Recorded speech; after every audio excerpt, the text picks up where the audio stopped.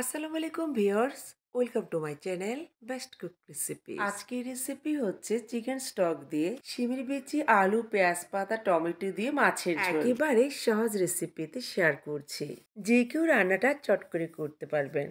তো চলুন কথা না বাড়িয়ে চলে যাচ্ছি পুরো পর্বে। প্রথমে আমি রুই মাছ হলুদ লবণ মেখে ভেজে নিয়েছি। ভাজাটা আর দেখালাম না, অবশিষ্ট প্যানে তেল ছিল 3 টেবিল চামচের মতো। এখন 3টি পেঁয়াজ কুচি, 4-5টি কাঁচামরিচ মাছ থেকে কেটে দিয়েছি। পেঁয়াজ এবং কাঁচামরিচটাকে ভেজে নিয়ে অ্যাড করছি 1 কাপ শিমের বিচি, সাথে 3টি আলু একটু ছোট করে কেটে নিয়েছি। অ্যাড করছি 1.5 টেবিল চামচ রসুন এবং পেঁয়াজ বাটা, 1/2 টেবিল চামচ আদা বাটা।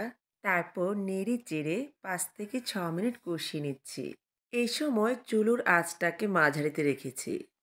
কিছুক্ষণ কষিয়ে নেওয়ার পর এখন অ্যাড করছি উঁচু করে 1 চা চামচ হলুদের গুঁড়ো। অ্যাড করছি উঁচু করে 1.5 চা চামচের মতো লাল মরিচের গুঁড়ো। তবে মরিচটা আপনাদের পছন্দ মতো দিয়ে দিবেন। এখন অ্যাড করছি 1 চা চামচ ধনিয়ার গুঁড়ো, 1 চা চামচ জিরার গুঁড়ো, পরিমাণ মতো লবণ। এরপর নেড়ে চেড়ে ভালোভাবে মিক্সড করে নিচ্ছি। এবার ভালোভাবে কষিয়ে নিচ্ছি।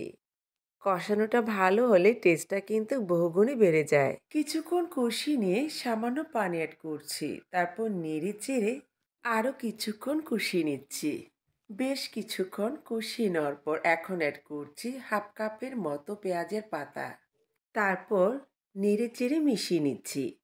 পেঁয়াজের পাতা সেদ্ধ হতে খুব বেশি সময় লাগে না। খাবারের টেস্টটাকে বহুগুণে বাড়ানোর জন্য এখানে আমি চিকেন, কয়েক রকমের ভেজিটেবল, সাথে সামান্য গোলমরিচ, আদা রসুন বাটা দিয়ে তারপর পানি অ্যাড করে সেদ্ধ করে নিয়েছি। সেদ্ধ করার পর যে পানিটা বের হয়েছে সেটাই হচ্ছে চিকেন স্টক। এখানে 1.5 কাপ পরিমাণ আছে।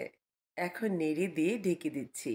আমি এখানে আরো 1/4 কাপের মতো পানি অ্যাড করেছি। যেহেতু আমি একটু ঝোল করে রান্না করছি, তাই সামান্য পানি অ্যাড করেছি। এখন আগে থেকে ভেজে নেওয়া রুই মাছ অ্যাড করছি। আপনারা এখানে যে কোনো মাছ দিয়ে রান্নাটা করতে পারেন। অ্যাড করছি 2টো টমেটো। তারপর নেড়ে দিয়ে অপেক্ষা করব বলক আসা পর্যন্ত। আমার রেসিপি যারা ইউটিউব থেকে দেখছেন চ্যানেল সাবস্ক্রাইব করে পাশে থাকবেন, আর যারা পেজ থেকে দেখছেন পেজটিকে ফলো দিয়ে পাশে থাকবেন। ভালো লাগলে সবার মাঝে ছড়িয়ে দিবেন। আমার রান্নাটা প্রায় শেষ পর্যায়ে। এখন অ্যাড করছি ফ্লেভারের জন্য আস্ত কয়েকটা কাঁচামরিচ। এবার আলতো করে নেড়ে দিচ্ছি। দেখতেই পাচ্ছেন গ্রেভির ঘনত্বটা। এই তরকারিটা নামানোর পর দেখা যাবে গ্রেভিটা আরেকটু ঘন হয়ে গেছে। আপনারা যদি গ্রেভিটাকে আরেকটু ঘন খেতে চান তাহলে আরো 5 মিনিট পর নামাতে হবে।